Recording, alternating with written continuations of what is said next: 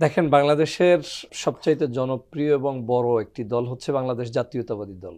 বাংলাদেশ জাতীয়তাবাদী দল সম্পর্কে একটু আগে আমাদের ডাক্তার সায়ন্ত সাহেব যে মন্তব্য করলেন, সেটা সঠিক যে এই দলটি বাংলাদেশের এখন পর্যন্ত বিভিন্ন সময়ে সংস্কার প্রক্রিয়া থেকে শুরু করে রাষ্ট্র গঠনে তাদের ব্যাপক অবদান আছে। এই দলের সংস্কার প্রক্রিয়ায়ও তাদেরকে লাগবে, তাদের সুপারিশমালাকেও আমাদেরকে গ্রহণ করতে হবে এবং তাদের বিরুদ্ধে সমালোচনাও আমাদের করা যাবে।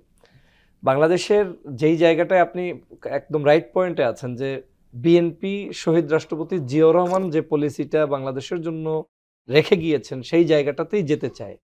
শহীদ রাষ্ট্রপতি জিয়াউর রহমানের রেখে যাওয়া জায়গাটাতে কিন্তু বাংলাদেশের গণমানুষের একটা সমর্থন আছে, এটা নিয়ে কিন্তু কারো কোনো বিরোধ নাই। এদেশের ধর্মভিত্তিক রাজনৈতিক দল বলেন, অন্যপন্থী রাজনৈতিক দল বলেন, ছোট বড় রাজনৈতিক দল বলেন, সবাই মিলে ওই সাংবিধানিক প্রক্রিয়ার উপরে কিন্তু প্রত্যেকেরই আস্থা কম বেশি আছে।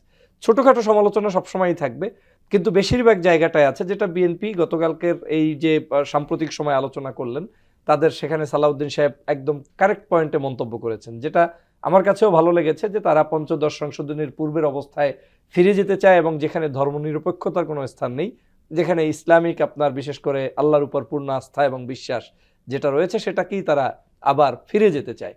এটা কিন্তু গণমানুষের কথা, এবং এটার উপরে থাকলে যেটা হবে, বাংলাদেশের ডানপন্থী ধর্মভিত্তিক রাজনৈতিক দল, বিশেষ করে এটা 90% মুসলমানের একটি দেশ, এই দেশের মানুষের মধ্যে যে এক ধরনের বিএনপির প্রতি ভালোবাসা ছিল, পূর্বের যে একটা অবস্থান ছিল, শহীদ রাষ্ট্রপতি জিয়াউর রহমান সময় ছিল, দেশনেত্রী বেগম খালেদা জিয়ার শাসনামলেও ছিল, সেই জায়গাটা আবার নতুন করে ফিরে আসবে।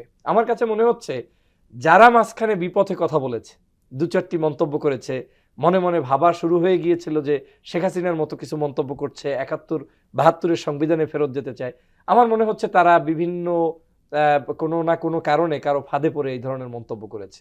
তারা রিয়াল বিএনপির কিংবা তারেক রহমানের বিএনপির কিংবা খালেদা জিয়ার বিএনপির বক্তব্যটাকে তারা কোনোভাবেই অ্যাকসেপ্ট করতে পারে না। এর দুটো কারণ হতে পারে। একটা হতে পারে সংস্কার নিয়ে এত বেশি আলোচনা হয়েছে বাংলাদেশে, তারা এই সংস্কার প্রক্রিয়াটাকে হয়তো ডিবেটের কাতারে দাঁড় করাতে গিয়ে অতিরঞ্জিত মন্তব্য করতে গিয়ে তারা জিয়াউর রহমানের আদর্শ বাইরেও চলে গিয়েছে, এবং সেটা চলতে গিয়েই তারা এমন একটা অবস্থানে গ্রহণ করেছে যেটা গিয়ে মনে হচ্ছে যেন একেবারে শেখ হাসিনার সংবিধানটাকেই বাংলাদেশে পুনরাবৃত্তি করতে হবে বা রাখতে হবে।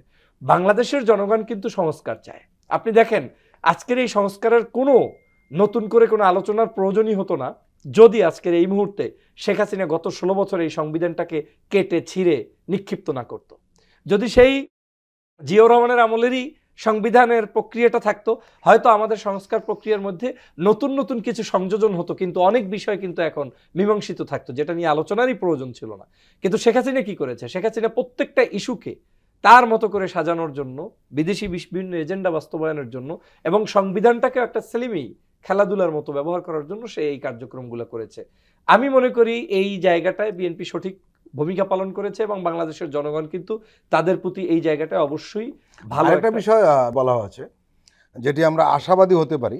তারা বলেছেন যে আমরা অনেক বিষয়ে প্রায় কাছাকাছি এসে পড়েছি, এবং কিছু বিষয়ে আলোচনা হচ্ছে, এবং তার দলীয় ফোরামে আলোচনা হবে, এবং তারা সমাধানের ব্যাপারে কিন্তু আশাবাদ ব্যক্ত করেছে। কমিশনের একজন বিশেষ ব্যক্তি আলী রিয়াজ সাহেব, উনিও কিন্তু বিএনপিকে কোট করেই বলেছেন যে বাংলাদেশ জাতীয়তাবাদী দলের সাথে তার বৈঠকের পরে তার মনে হয়েছে যে তারা সংস্কার চায়, এবং বিএনপি একটি সংস্কারপন্থী দল।